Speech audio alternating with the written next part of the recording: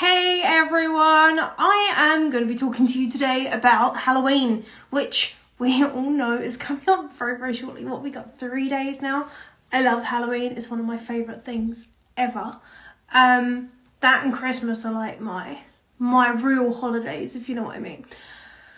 But sometimes our dogs don't enjoy it, right? So we know that some dogs are more nervous than others. We know that some dogs don't necessarily enjoy the masks, they don't enjoy the doorbells, they don't enjoy all the other things. So I wanted to spend a little bit of time with you today and go through the Halloween thing.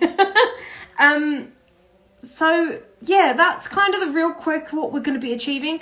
Please ping your questions in. I will answer anything that you've got to the very best of my ability on the spot.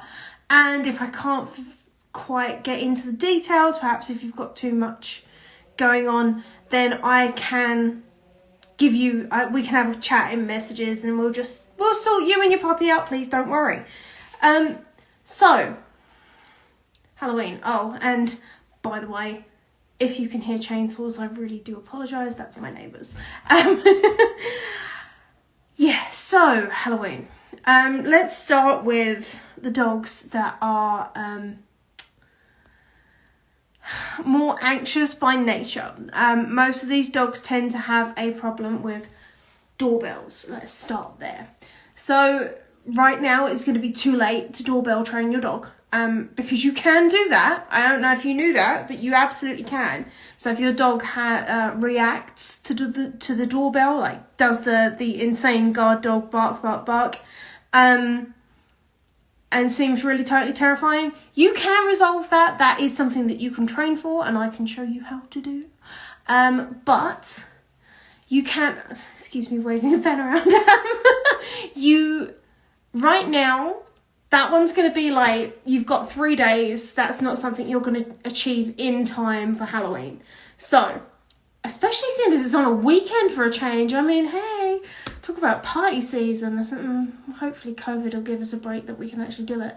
But for your doorbell reactive dog, for the dog that wants to bark at the doorbell, it could be a really good idea for you to set up basically an honesty box outside with the treats that you want to give away for Halloween, and just put a little sign up saying 1 each, whatever.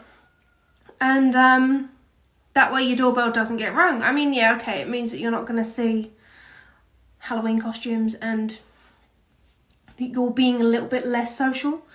But sometimes the safety and the anxieties of our dogs need to come first.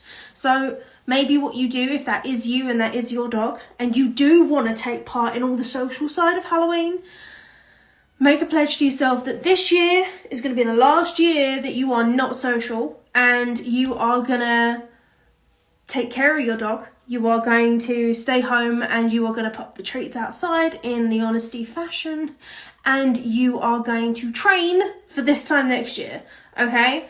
And I will hold you to that, because if you don't do it, I'm going to get you. I'm joking. Right, so that's doorbells. It's a bit of an avoidance, but hey, if it means that our dogs aren't stressed out at the end of the night, that's a good thing, right? The next one, it's a really, really obvious one. Chocolate, sweets, raisins. Halloween treats, sweets, candy, whatever you want to call them, often come with a whole bunch of problems if your dog gets into them. So if you do have kids and you are going trick-or-treating, or you're going to have kids to the door and your dog doesn't care about doorbells but might be inclined to snaffle out of a cauldron that you leave beside the door in a nice festive fashion and steal whatever they fancy, yeah, it might be best to remember that chocolate, raisins, artificial sweeteners are not core ingredients, but they're often included in a lot of Halloween treats. So watch that. If you want to purposefully buy treats that have none of those things in, good for you. That's a really good way to go. Or we can just make sure that they stay out of reach of pup. And that goes for anything that your kids may bring home too. So make sure that they are, hopefully, try at least, to get your kids to be responsible. And if they're too young to be responsible, make sure you're responsible for them. There's no excuse, okay? Because we don't need emergency trips to the vet. That's not in the spirit, is it? And also it's going to whack you with a nice bill and put your dog at a silly avoidable risk. So let's not do any of those things, and let's just be normal or nice and sensible about these things, okay? Costumes. Now, I am entirely freaking guilty of this. I love making my dog look like an idiot. He's laying down here, by the way. I love making him look daft and putting, costumes on him and making him, be a part of the experience, right? But Indy's fine with it. Indy has been, desensitized to it massively. And he's very, very happy to take part. Some dogs are not. For example, my hounds. My hounds are not fans of anything. I tried to put a little headband with antlers on. Little antlers, they were really small.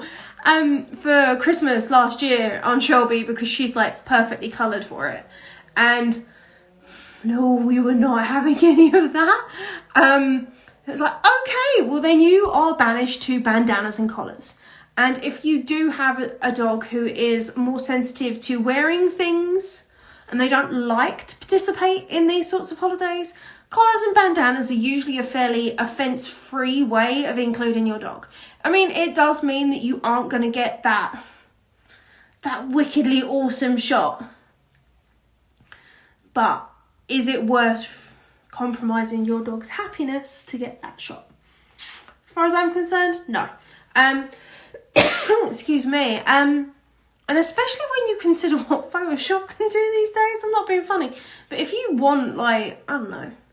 I know somebody who's got a black German Shepherd, and she takes a normal picture of her German Shepherd in somewhere that looks kind of spooky, and she will Photoshop in fog, horns, elongate teeth. She's great. And you can find people that do that on Fiverr for $10. So if you really want that, maybe save the money on the costume and spend it on Fiverr instead and get the picture of your dog that you always wanted.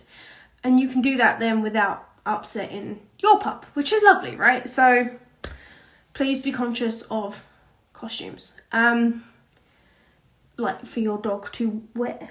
And if they do seem uncomfortable, just take them off. Don't put them through it. It's not worth it.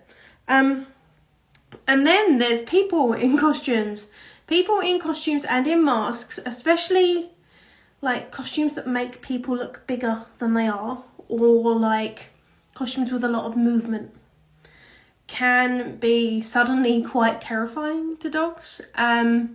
So if you are getting people coming around your house, whether they are trick-or-treating or whether you are hosting the biggest Halloween party in your neighbourhood and you are famous for doing so, it might be best to just pop Pup away for the evening and make sure that Pup has some ways of calming themselves down, of self-regulating, and that everybody's told, just leave Pup alone. Okay, I know it feels miserable, but think of it have you ever had that friend that just doesn't want to do Halloween? They don't enjoy it, or they don't enjoy Christmas, and no matter what you do, you aren't going to change their mind, so you just kind of have to accept it. Think of that as your dog, okay? So adding in stress to our dogs' lives often results in undesirable things, and one of those undesirable things, sadly, is the inclusion of teeth. Our dogs' last line of defense is their teeth, and they will use them should they feel threatened. And in instances like this, especially when you've got people who might not necessarily know dogs, or understand dogs to the same level that you and I do, it's a risk. And whether you've got a Chihuahua or a Great Dane, it really doesn't matter. A bite's a bite. So let's not have bite incidents on Halloween, please. Let's just make sure that everybody is safe, happy, content, and all of our guests, party or trick or treat or whatever, remain happy and content. Again, like we said, for fireworks, things that are like long-lasting chews, licky things, or like interactive feeding methods and sniffing are great. And I mean great for helping our dogs relax. So if you want to include something like that in the room that they're left in, and make sure that they've got some little enrichment toys going on, a nice comfy, that they've got their bed in there, and you know, just settle them down and make sure that they are happy and content as can be. Okay, that seems like a fairly simple thing, right? Then this one's a little bit left field, but on the instance that they do get scared, hi, you want to come here? You want to say hi? No? You've got all shy now, have you? Okay. I thought you might get a hello from Indy there, but apparently not. Oh no, there he is. Come here. Come here. Do pause. Hello. Yeah, maybe not on the laptop, sweetie. There we go. Oopsie. And you've got a bit of him. Hey. Hi, Popper. Hi, buddy. He's all full of foof at the moment. Can you tell he's blowing his coat? Oh, thanks, mate. You almost took me with you. So yeah, on the instance that you do take your dog out with you, and the instance that they get scared, please make sure that you do have their ID up to date. Just for fear of God, for fear of anything, it takes 2 minutes. You can head into your local pet shop usually, and they will have a tag engraving service right there. And it will just mean that if your dog does get away from you, like, I don't know why you would, but say you pop his leash down for 2 seconds and he goes and chases a cat. Said the C word around my dog. Oh.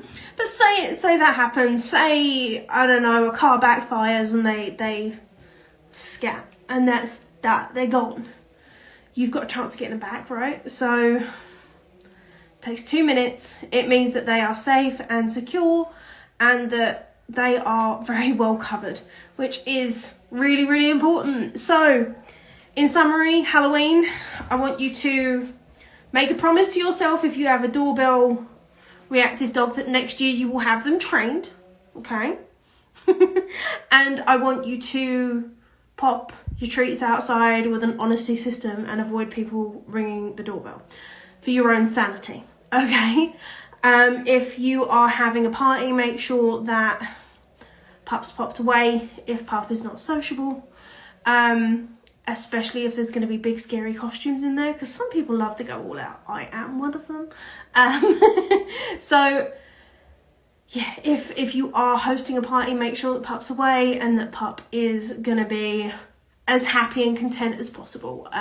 We can use licky toys, long-lasting chews, and various other things to make sure that they can keep themselves calm and entertained whilst your shindig is going on. And if you are having a party, have a lovely time.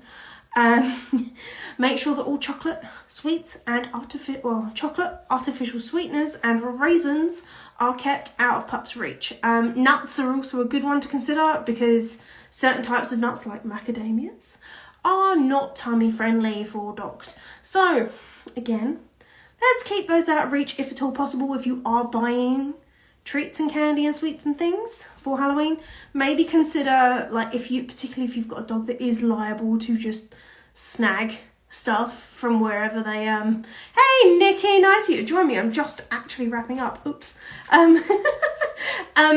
So yeah, if they are inclined to steal things off the side, just try and buy stuff that is dog friendly, so that at worst you know that it's just going to give them the squits, which might not be pleasant, but at least it's not a trip to the vets. And then when it comes to costumes, be sensitive about your dog and whether they actually want to wear one. And And lastly, just make sure that their ID tags are up to date, please. It's one of those things that's like a really basic thing of owning a dog, but it's something that gets overlooked very, very quickly, okay? And on that note, I'm going to say goodbye, and I am not going to speak to you until next week. I know, Monday. I will see you at 2 p.m. EST on Monday, okay? I'm not sure what I'm talking about yet. I've got a feeling it might be about breeding. And like how to find a nice, good breeder. I don't think we've done that one before. If we have, I will rearrange and I will talk to you next week. Bye, guys.